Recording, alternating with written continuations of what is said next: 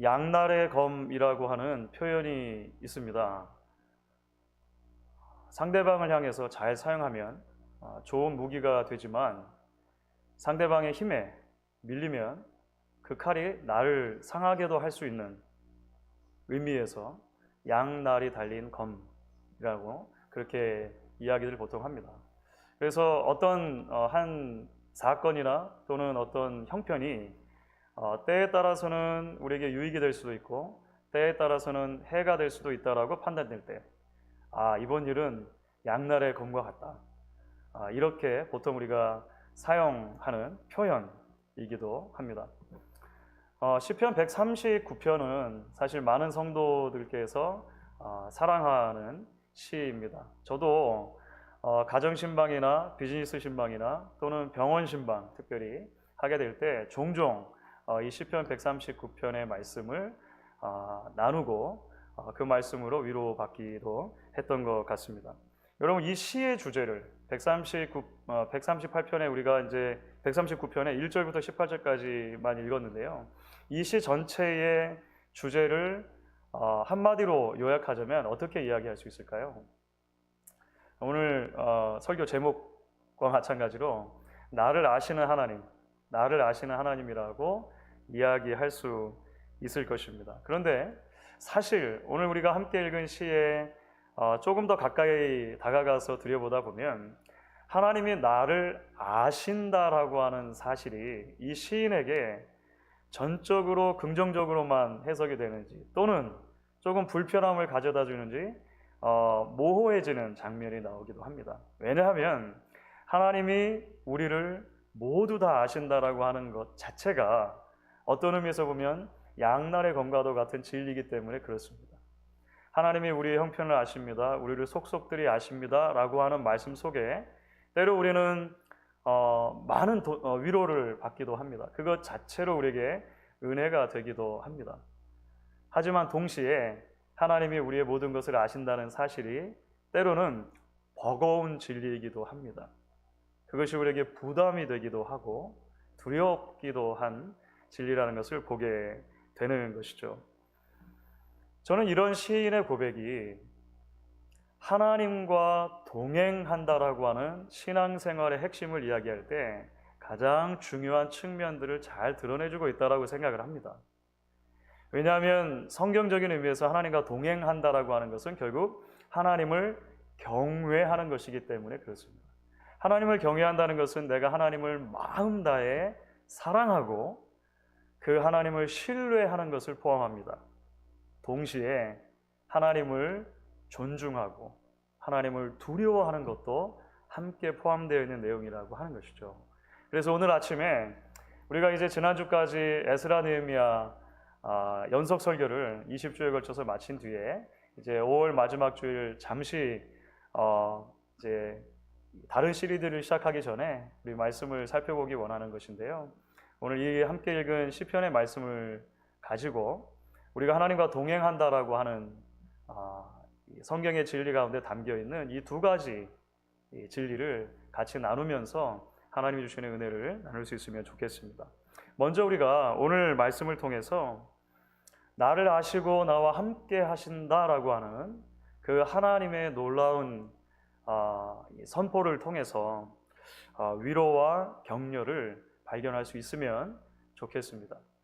사실 오늘 말씀은 성경의 여러 페이지들 가운데서도 사람들과 비교했을 때 하나님만이 가지고 계시는 가장 독특한 성품 중 두 가지를 너무나도 놀라운 방식으로 설명을 해 줍니다.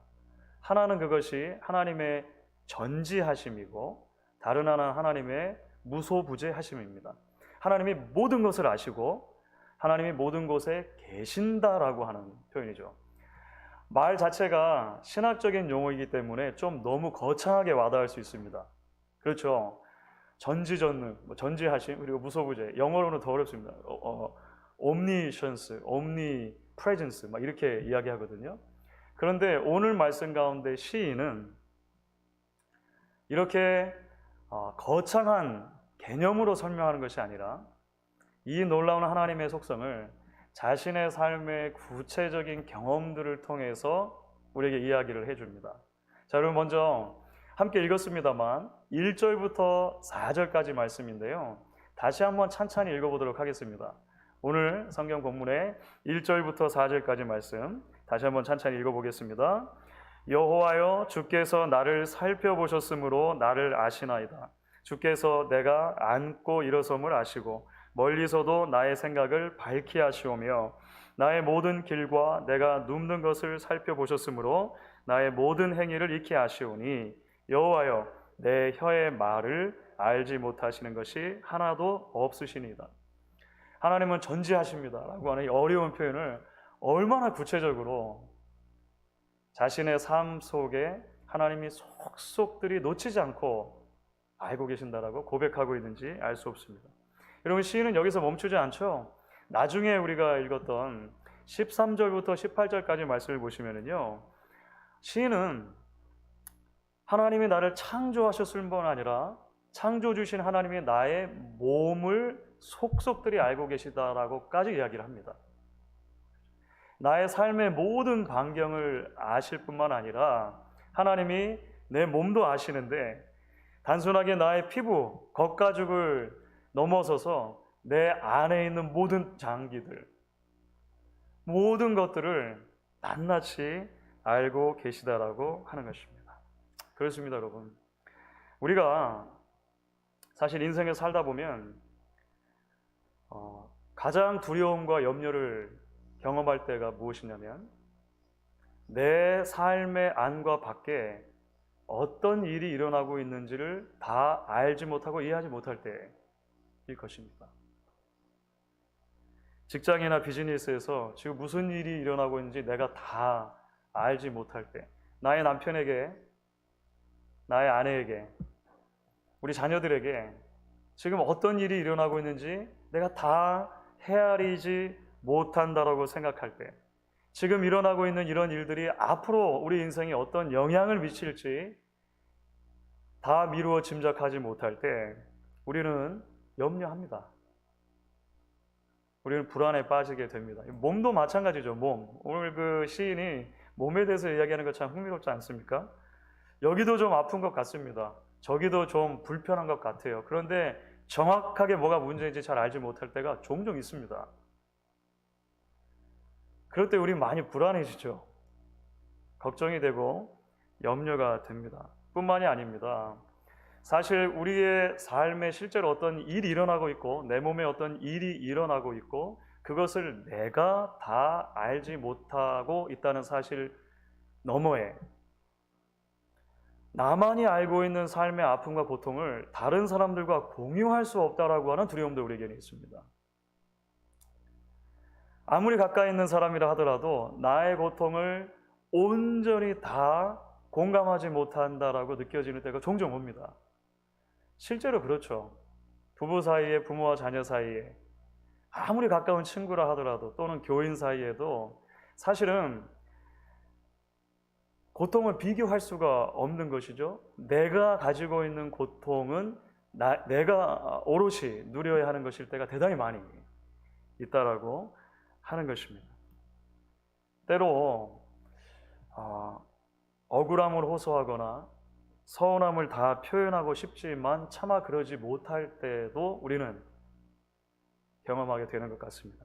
화를 내고 싶고 당신이 잘못했다라고 말하고 싶지만 여러 가지 이유로 그 말들이 나의 입 안에만 머물러 있는 밖으로 표현하기 대단히 어려운 상황들을 종종 우리가 경험하기도 한다는 것입니다. 그런데 여러분, 오늘 뭐라고 시인이 고백하는 거냐면 하나님이 아신다는 것입니다. 하나님이 그 모든 것을 아신다는 것입니다. 우리 삶에 무슨 일이 일어나고 있는지, 지금 일어나고 있는 일 앞으로 우리의 인생에 어떤 의미를 가지게 될 것인지 하나님은 다 헤아려 알고 계시다라고 하는 것입니다.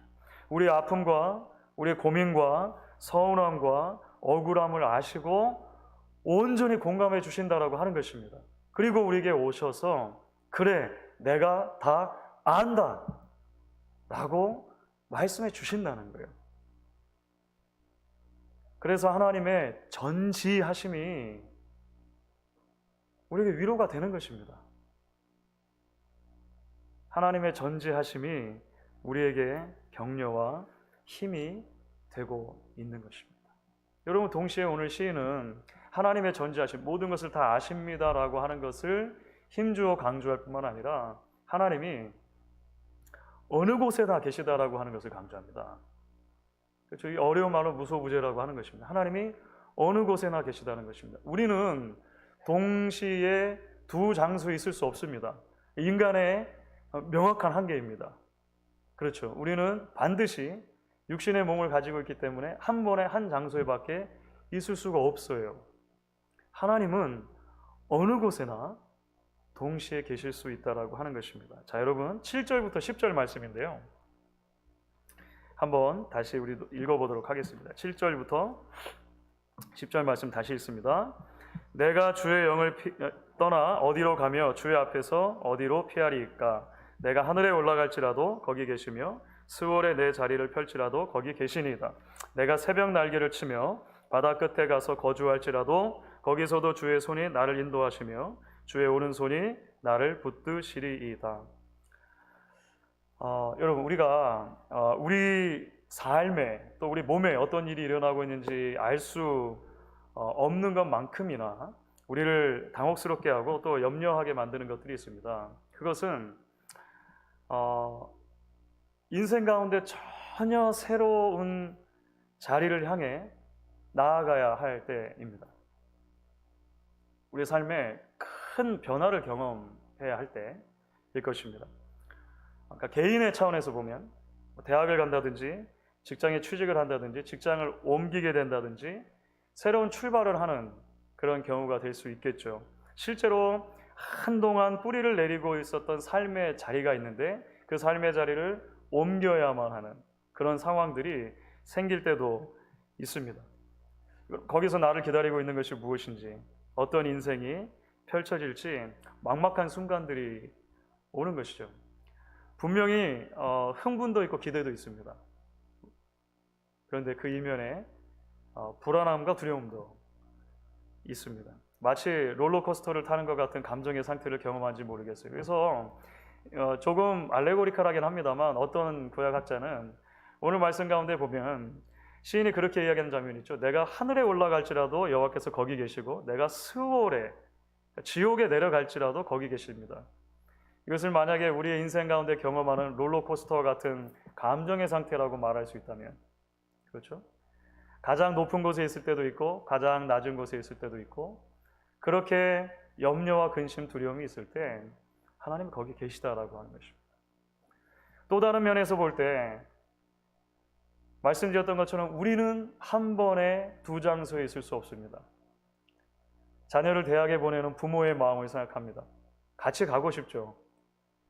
가까운 데서 계속 같이 있고 싶죠. 그런데 부모는 두 장소에 한꺼번에 있을 수 없습니다. 결혼한 가정도 마찬가지일 것입니다. 가까이서 지켜봐주고 싶죠. 그런데 부모는 두 장소에 한꺼번에 같이 있을 수 없습니다. 그래서 우리에게는 염려가 있는 거예요. 두려움이 생기기도 하는 것입니다. 조금 더 일반적인 면에서 보면 사실 우리는 매일매일이 한 번도 걸어가 본 적이 없는 새로운 땅을 걸어가는 것이나 마찬가지입니다. 이것은 인생을 짧게 살건 오래 살건 차이가 없는 것 같습니다. 모든 사람에게 내일은 처음 걸어가 보는 길입니다. 그런 의미에서 우리는 늘 마음속에 기대와 설렘이 있는 반면 또 다른 동전의 양면으로 두려움과 염려가 있다라고 하는 것이죠. 그런데 오늘 시인은 우리에게 말하는 것입니다. 하나님이 어디나 계신다는 것입니다.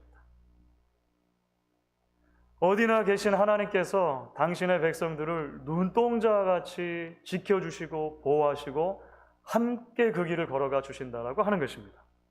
10절 말씀을 보시면 그래서 시인이 이렇게 말하죠. 그 손으로 인도하시고 그 오른손으로 붙들어 주신다라고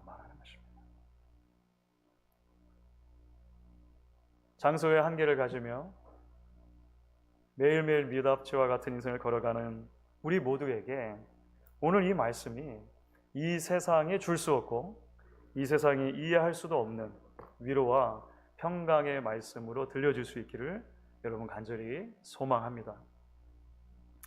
이제 여러분 우리가 조금 더 나아가서 하나님께서 우리를 완전하게 속속들이 다 아시고 또한 어디에서나 우리와 함께 하신다라고 하는 이 사실, 하나님의 전지하심과 무소부재라고 하는 사실이 그 다른 이면에 어떤 진리를 담고 있는지를 살펴보아야 할 것 같습니다. 그것은 하나님의 전지하심과 무소부재가 동시에 우리 모두를 우리 편에서 보면 매일매일 내가 하나님의 시선 아래서 살아가고 있다라고 하는 신전의식으로 부른다는 것입니다.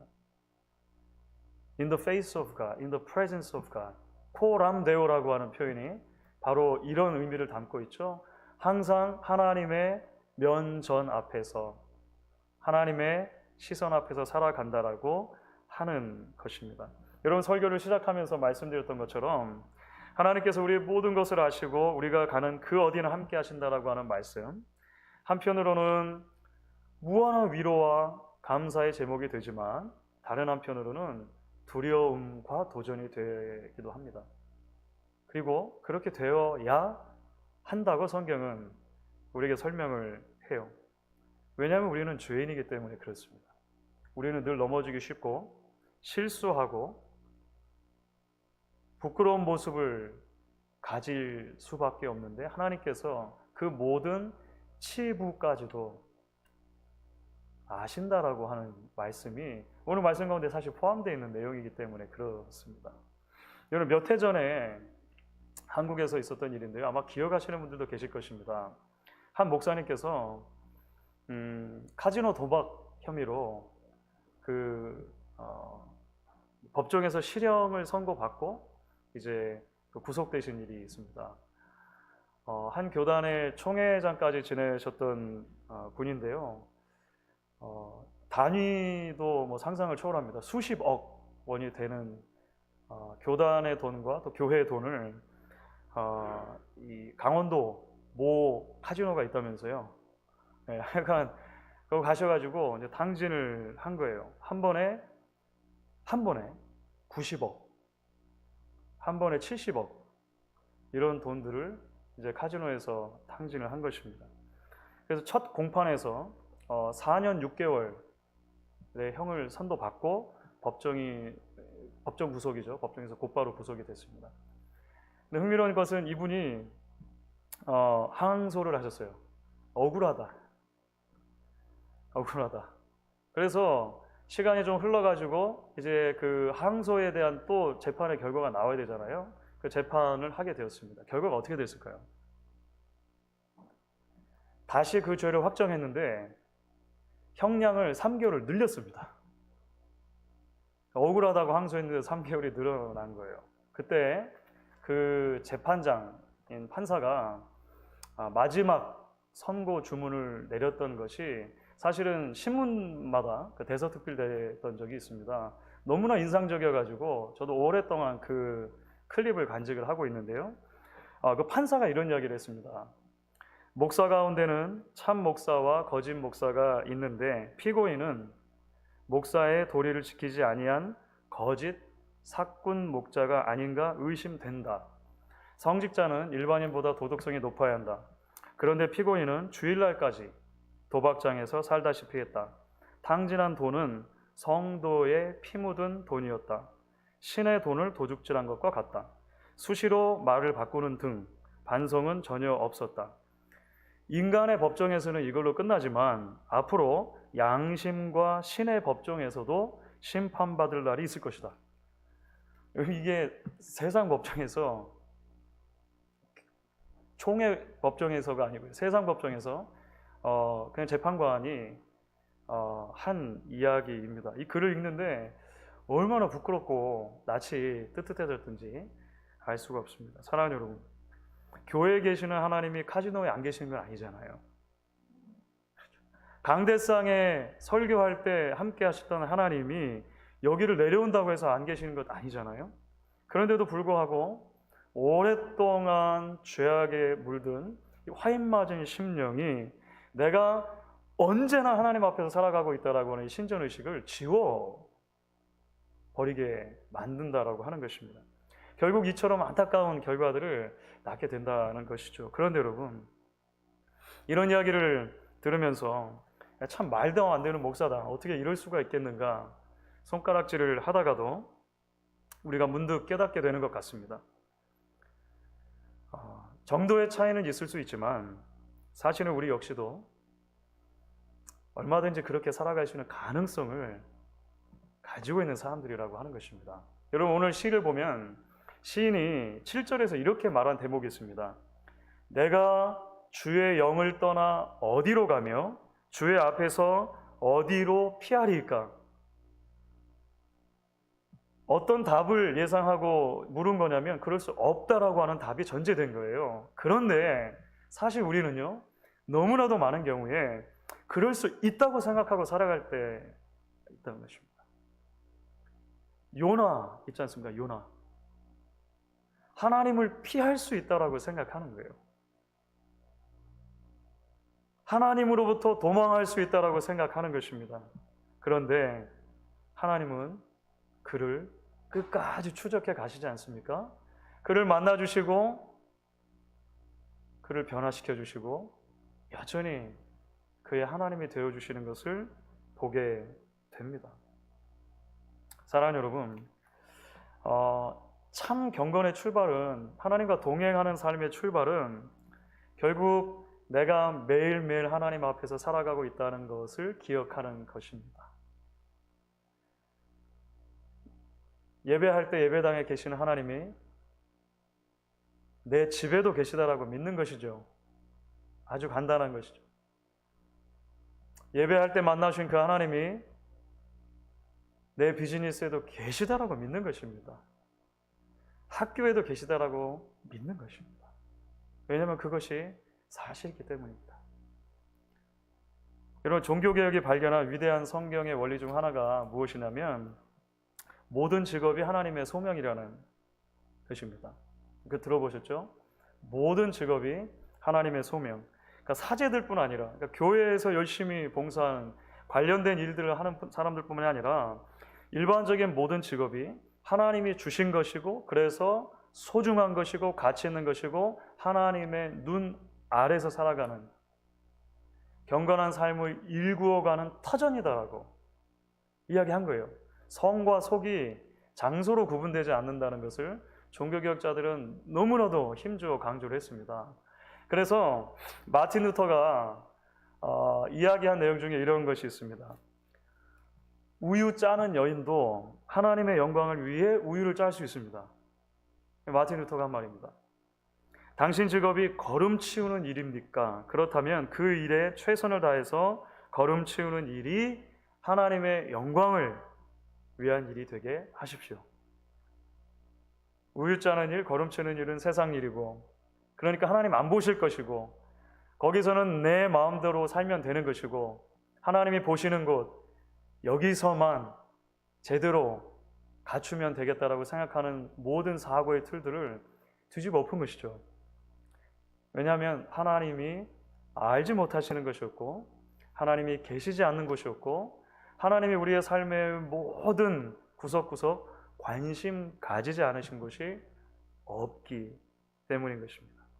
결국 개혁자들이 말했던 성경적인 삶의 원리는 우리의 모든 일상이 하나님의 영광을 위하는 삶이어야 한다는 것, 그래서 하나님 앞에 살아간다라고 하는 신전의식 필요하다고 이야기한 것입니다. 사랑하는 여러분,